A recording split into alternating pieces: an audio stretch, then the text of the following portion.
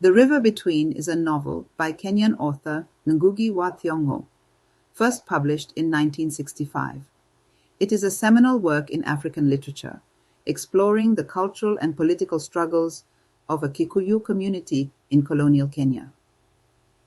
The novel centers on themes of identity, tradition, modernity, and the devastating effects of colonialism and Christian missionary influence on indigenous African societies. The story is set in a rural region of Kenya divided by two ridges, Kameno and Makuyu, separated by the Honia River, which symbolizes both life and the division between the two communities. The novel focuses on the ideological and cultural conflict between these ridges, driven by differing attitudes toward Christianity, colonial rule, and traditional Kikuyu customs. The people of Kameno adhere to traditional Kikuyu customs and practices, including the initiation rite of female circumcision, referred to as female genital mutilation or FGM in modern terms. This rite is deeply rooted in their identity and spirituality. In contrast, the people of Makuyu have largely embraced Christianity and Western values brought by colonial missionaries, rejecting traditional practices and aligning themselves with the colonial government. This cultural divide becomes the central conflict of the novel, with the Honia River serving as a metaphorical boundary between tradition and modernity, unity and division. The story follows Wayaki, a young man from Kameno who is destined for leadership. As a child, Wayaki is mentored by Chege, his father, who instills in him the prophecy that a savior will arise to unite the ridges and protect their people from the erosion of their culture. Chege sends Wayaki to a missionary school to learn the ways of the colonizers, believing that understanding their education system is crucial to resisting their domination. Wayaki excels in his studies and grows into a charismatic leader. He dreams of using Western education to empower his people while preserving their cultural heritage. He establishes schools in the region, emphasizing the importance of education as a tool for self-determination. Wayaki's efforts to unite the ridges are complicated by his love for Nyambura, the daughter of Joshua, a Christian preacher from Makuyu. Nyambura, unlike her sister Muthoni, is obedient to her father's strict Christian beliefs and does not openly rebel against his rules.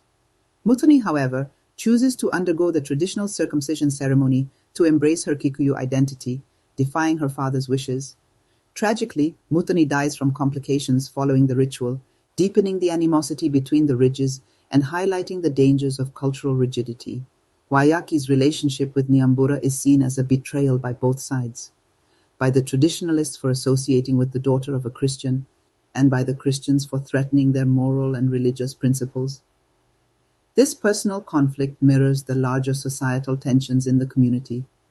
Despite his noble intentions, Wayaki faces resistance from both factions.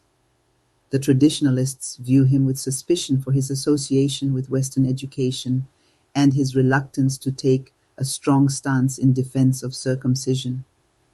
The Christians, led by Joshua, see him as a threat to their influence. Wayaki's attempts at reconciliation fail, and he becomes increasingly isolated. His secret relationship with Nyambura is exposed, and he is accused of betraying his people's trust. In a climactic scene, Wayaki is brought before a council of elders, where he is rejected by both sides. The novel ends ambiguously, with Wayaki's fate unresolved, symbolizing the ongoing struggle for unity and identity.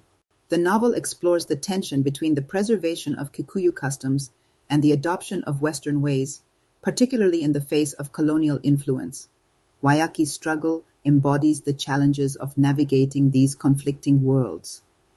Wayaki's belief in education as a tool for liberation highlights the potential of knowledge to empower marginalized communities.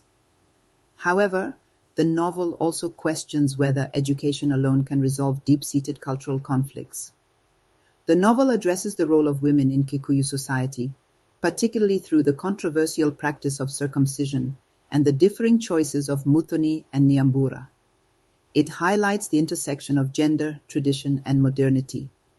The Honia River serves as a symbol of both connection and separation, reflecting the broader societal divisions within the community.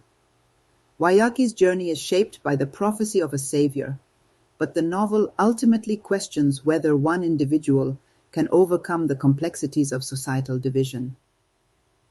Ngugi's prose is lyrical and evocative, blending vivid descriptions of the Kenyan landscape with the rhythms of oral storytelling.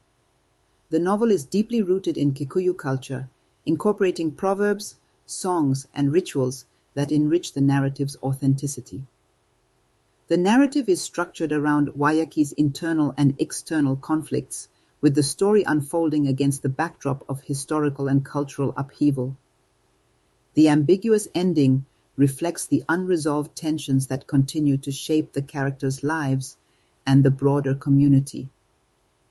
The River Between is a profound exploration of the challenges faced by African societies during the colonial era. Ngugi's portrayal of the Kikuyu community offers a nuanced perspective on the struggles for identity, unity, and self-determination